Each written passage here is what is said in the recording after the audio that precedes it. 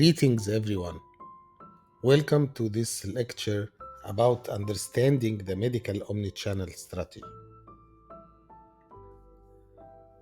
We will start by defining omnichannel strategy and then exploring why it is important for medical affairs. As of the definition, omnichannel strategy is defined as an advanced approach to customer engagement that focuses on creating a unified, personalized, and integrated experience across multiple channels. So, the main target of the omni-channel approach or strategy is to enhance the customer engagement function. And it is focused on providing an integrated, unified, personalized experience across different channels or multiple channels. It is different than the multi-channel strategy because in the multi-channel strategy, each channel operates in silo. But in omni-channel strategies, each channel builds and carry over to the next. That means omni-channel approach will ensure that the data and context from one interaction is carried over to the next, regardless of the channel or the device used. So this is one difference between omni-channel and multi-channel, and we will come to this topic later on in this lecture. However, for now, let's be very familiar with the concept of omni-channel. It's an advanced approach to customer engagement, in our case, in medical affairs, customer engagement of medical affairs colleagues. That approach will focus on creating a unified, personalized, and integrated experience across multiple channels. Why it is important for medical affairs? For multiple reasons. One, it provides enhanced stakeholder engagement, which is the ultimate objective of the whole pharmaceutical industry. So whether it's key opinion leaders, healthcare providers, or patients, an omni-channel approach ensures that each stakeholder receives a personalized and consistent experience, thereby strengthening relationships. Number two, data integration. With multiple channels often operating in parallel, integrating data can be a challenge. But with the omni-channel approach, it allows a unified data repository that can offer valuable insights for decision-making process. So if you have a central repository that collects all data and integrate all data from multiple channels, you will be able to gather insights in an easier manner to inform the decision-making process. Number three, compliance and risk management. Even when it comes to compliance, omni-channel strategy is good news because it provides a unified strategy to ensure that compliance guidelines are consistently applied across all channels, reducing the risk of errors or breaches. And I can add one point here, it would reduce the time required for reviews and approvals as well. Operational efficiency. By streamlining processes through an omni-channel strategy, you will enhance your operational efficiency because streaming the processes and data across different channels, the medical affairs team in this example can operate more efficiently and freeing up resources for other critical activities. There are 5 components and 6 concepts for an omni-channel strategy. And because the main purpose of this session is to train you in order to be able to develop an omni-channel strategy and execute it, you need to be very familiar with these 5 components and 6 concepts. So let's start by the 5 components. One, stakeholders identification and analysis, understanding who the key stakeholders are and what they need from each interaction. This is a must. There is no omni-channel strategy without this component: stakeholder identification and analysis. Number two, channel integration, to ensure that all channels, whether digital or physical, are fully integrated. As we mentioned before, each interaction should carry on to the next, regardless the channel that is used. So, channel integration is involve ensuring that all channels, whether digital or physical, are fully integrated. The third component is to have a content strategy, developing content that can be easily adapted or repurposed across different channels. And you need to have in this content strategy a calendar to know when will you use this content and when you will use another content, and so on. The fourth component is technology and tools, utilizing advanced technologies like a customer relationship management system, data analytics, and specialized medical platforms to manage and monitor the omnichannel strategy is a must. And if you will miss having such a technology platforms, you will not be able to benefit from the omni-channel strategy the way you should. The fifth component is monitoring and optimization. Omni-channel planning and putting a strategy is not one-time task. You need to continuously track the performance metrics, refine and optimize the strategy for better outcomes. So, as I mentioned, these are 5 components. If you miss any one of these components, you will end up with something, but I'm not sure it will be an omni-channel strategy. It will be something else. But if you wanted to create a correct, sound omni-channel strategy, you need to always consider and understand these 5 components: stakeholders identification and analysis, channel integration, content strategy, technology and tools, and finally, monitoring and optimization. What about the 6 core concepts of omni-channel strategy? They are as important as the components, and we need to understand them very well from the time we start till the time we finish drafting the strategy. The first core concept is the customer centricity. At the heart of omni-channel strategy is the customer. The strategy should aim to put the stakeholders' needs and preferences at the forefront, ensuring each interaction is tailored specifically to them. The second concept is seamless experience. Unlike the multi-channel strategies, and we mentioned this before, where each channel may operate in isolation, the omni-channel strategy should aim for integration. The goal is to allow stakeholders to switch between channels effortlessly, with their data and context carrying over. The third important concept is data integration, which is one of the pillars of the successful omni-channel strategy. This unified data view enables more personalized interactions and better decision making. The fourth important concept is the channel agnostic.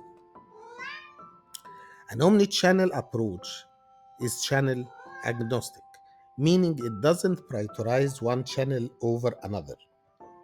The focus is on delivering a consistent experience regardless of the channel the stakeholder chooses to use. So, once again, the channel agnostic is a very important concept that we need to follow. So no channel is more important than another, and the focus should only be on delivering a consistent experience. Another important concept is the real-time responsiveness, where omnichannel strategies often leverage advanced technologies to provide real-time responses or updates based on the stakeholder interactions. This could range from real-time inventory updates in retail, for example, to in medical affairs and immediate access to medical records in healthcare settings, as an example. The next or the last concept here is personalization, which involves leveraging data analytics and machine learning. An omni-channel strategy often includes highly personalized stakeholder experience. So whether you are using an advanced technology like machine learning or data analytics or probably other types of technology or that data collection techniques, you will need to ensure that you use this data in order to ensure a highly personalized stakeholder experience. This could mean personalized content, recommendations, or even user interfaces. So, these are the six concepts. Once again: customer centricity, seamless experience, data integration, channel agnostic, real time responsiveness, and personalization. Understanding these core concepts is crucial for grasping the main concept of omni-channel strategy, which differs from different approaches. And that's why, particularly, it is beneficial. Okay, so let's move forward. And I think you have enough time and resources in your module and in the additional resources to make yourself more familiar with the concept and with the components of the market of the omni-channel strategy. If you have ever found yourself puzzled by the terms omni-channel and multi-channel, wondering if they are just buzzwords or they actually hold distinct meanings, so be prepared because you will know the difference now. These terms are often used interchangeably, but they represent fundamentally different, completely different approaches to stakeholder engagement, especially in the context of medical affairs in the pharmaceutical industry. So let's try to approach both of them and understand the differences. In the multi-channel strategy, organizations interact with stakeholders through multiple channels, maybe face-to-face meetings, emails, webinars, social media. However, each channel operates in a silo. There is no data sharing or continuity of experience when stakeholders switch from one channel to another. Think of it like watching a TV series where each episode has a different storyline. They are all part of the same series but don't necessarily build on each other. This is the multi-channel approach. The omni-channel approach is different. Now, imagine watching a TV series where each episode not only has its own captivating storyline but also builds on the previous episodes, creating a cohesive and engaging narrative. This is omnichannel. It's not just about having multiple channels, it's about creating a seamless, integrated experience across all those channels, as we mentioned in the definition. In an omni-channel strategy, the data and context from one interaction carry over to the next, regardless of the channel or the device in use. So, if a healthcare provider, for example, reads an article on a website and later attends a webinar, the content of the webinar should be tailored based on the articles they have read. It's this level of personalization and consistency and continuity that sets omnichannel apart. You got it? So, this is a very simple explanation, I hope, to the difference between multi-channel and omni-channel, and we should be careful not to use these two terms interchangeably. And of course, no need to remind you that we are here meant to learn more about the omni channel strategy and not the multi channel approach.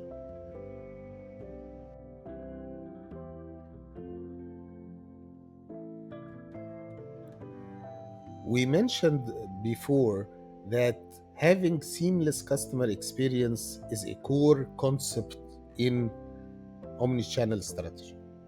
So let's dig deeper here because this is one of the most important concepts of the strategy and try to understand what is the meaning of seamless customer experience and why it is important. A seamless customer experience refers to the provision of smooth, uninterrupted, and consistent interactions across various touch points within the healthcare ecosystem. Whether it's a patient booking an appointment online or a healthcare provider as accessing medical records or a key opinion leader engaging with an educational content, the experience designed to be frictionless and integrated.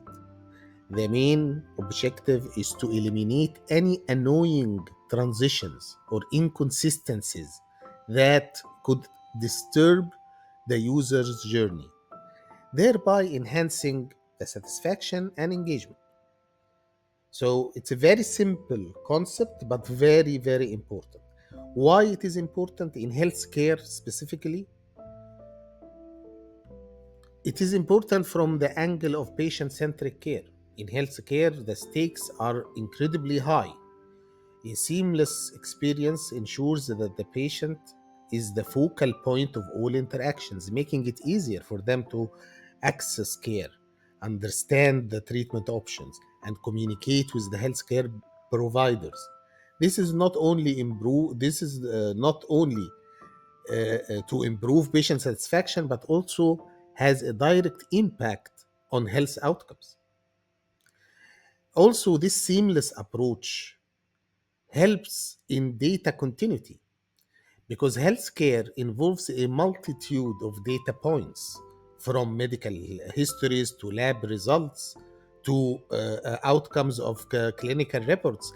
A seamless experience ensures that the data is consistently available across various touch points, helping in more accurate diagnosis and personalized treatment plans. And of course, saving time to collect or search for data. Efficacy and productivity is another angle to demonstrate the importance of having a seamless customer experience in healthcare, where for healthcare providers, this seamless, easy approach or experience can significantly reduce administrative burdens and streamline the processes and they integrate the systems. They can focus more now on patient care rather than navigating in the labyrinth of disjointed platforms. And it maintains compliance as well. Healthcare is a highly regulated sector. A seamless customer experience often includes built in compliance checks and filters, ensuring that both patients and the healthcare providers are adhering to necessary guidelines and the regulations, thereby reducing the risk of legal issues. And here, the first thing that comes to mind, data privacy and confidentiality between the healthcare provider and the patient. Another important angle from the probably the pharmaceutical industry view, the stakeholder engagement in the domain of medical affairs, engaging with various stakeholders like key opinion leaders, healthcare providers, and even regulatory authorities is important. A seamless experience ensures that these engagements are more meaningful, leaves a good impression on both parties, and that each interaction is informed by the context and data that from previous interactions, which maintains consistency and reinforce the message.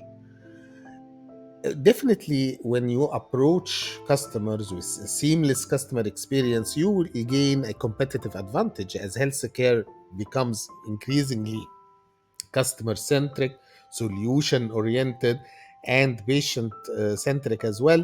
Organization that can provide seamless customer experience will definitely stand out from the competition. This is not just a nice to have feature, but a critical factor that can influence a patient choice of healthcare providers. And here it's the same. When you, as an organization, provide seamless customer experience, it will be for the customer to select you and prioritize interactions with you. Again, it is also important from a cost effectiveness manner.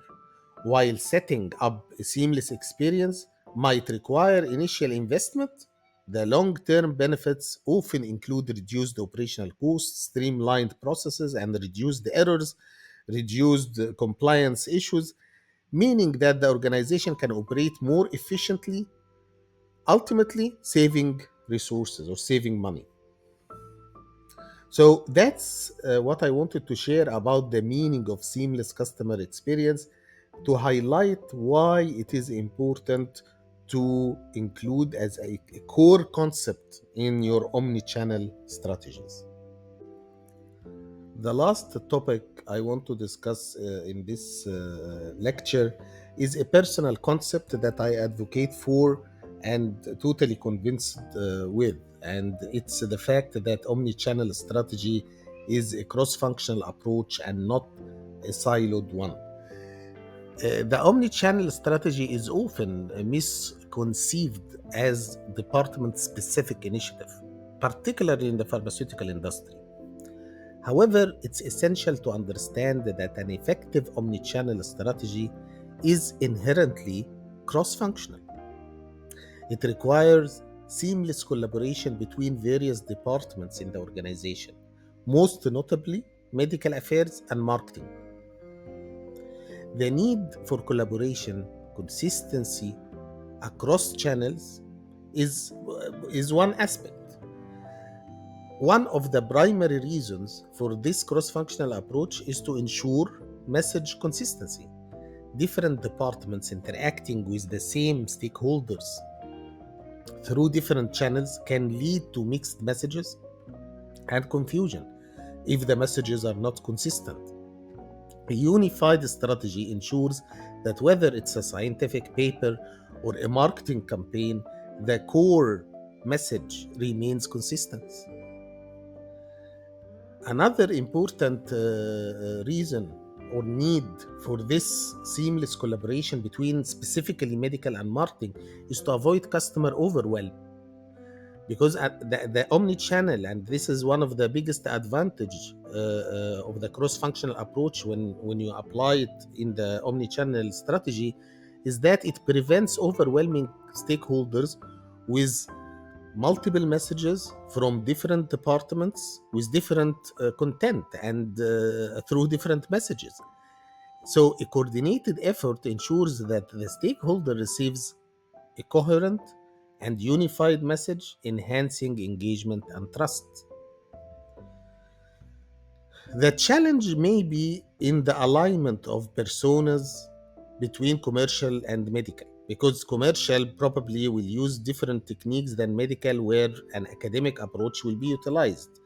So, the primary challenge in this cross functional collaboration will be aligning on the definition of customer personas. Marketing teams often use a commercial lens to classify customers, focusing on metrics like buying patterns or engagement levels. On the other hand, medical affairs teams are more likely to use an academic background and key opinion leader strategies to define the personas. Partial alignment can be enough, because complete alignment between medical and marketing teams may not always be feasible or even necessary. What's important is to find a middle ground where both departments or functions or teams agree on a set of core characteristics that define their target personas. An omni-channel strategy in the pharmaceutical industry is not a siloed strategy, department specific initiative, but it's a cross functional approach that necessitates collaboration between medical and marketing. That's what I wanted to share. And when it comes to sharing a common background in order to agree on segmentation or personas, I think the patient centric approach is a very good common ground where both the medical teams and the marketing teams can be aligned on the personas and segmentation. We will discuss this later in the future episodes in this course. So that's what I wanted to share with you in this episode. Thank you for your time. Your module is rich with information. Please don't miss any section. You will need this for the final exam. Good luck, good studying, and see you soon. Thank you.